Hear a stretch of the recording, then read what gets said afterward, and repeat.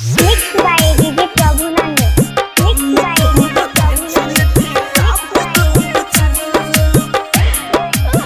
आप सुन रहे हैं जीके म्यूजिक एंटरटेनमेंट की धमाकेदार प्रस्तुति।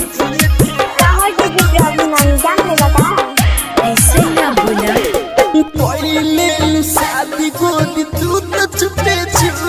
अरे कोई शादी गोदी तू तो चुपे छू। गम में तोड़ा बेचिल ठेला पगुप छू। अरे कोई शादी गोदी तू तो चुपे छू। अरे गम में तोड़ा बेचिल ठेला पगुप छू। गम में तोड़ा बेचिल ठेला पगुप छू।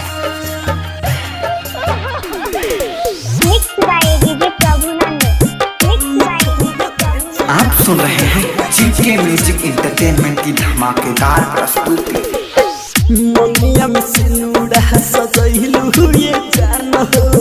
दो सादा के तू नाम के सुचल न का होई गइला के बात तोड़ अपना यार के। मनिया में सिनुड़ा सजैलू ये जान हो। दो सादा के तू नाम के सुचल न का होई गइला के बात तोड़ अपना यार के। देखाई देलु गोद तू आज अपन। देखाई देलु गोद तू आज अपन। अरे गम में तोड़ा बेचिले ठेला पगु बचू। कोई शादी गोदी तू तो चुपे छू। अरे कोई शादी गोदी तू तो चुपे छू। गम में तोड़ा बेचिले ठेला पगु बचू। गम में तोड़ा बेचिले ठेला पगु बचू। Mixed by DJ Prabhunand. आप सुन रहे हैं जीके म्यूजिक एंटरटेनमेंट की धमाकेदार प्रस्तुति। कौन कमी पैलू ये जान हो।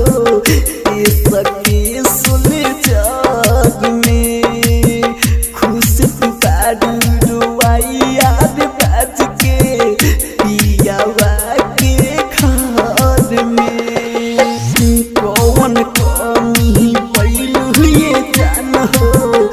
ये सके सुने जग में खुश बाडू रुआई याद बाज के पियावा के घर में। कडियावते समीडी मौसम काटता दसू। कडियावते समीडी मौसम काटता दसू। हड गम में तोड़ा बेचिले ठेला पगु बचू। कोई शादी गोदी तू तो चुपे छू। अरे कोई शादी गोदी तू तो चुपे छू।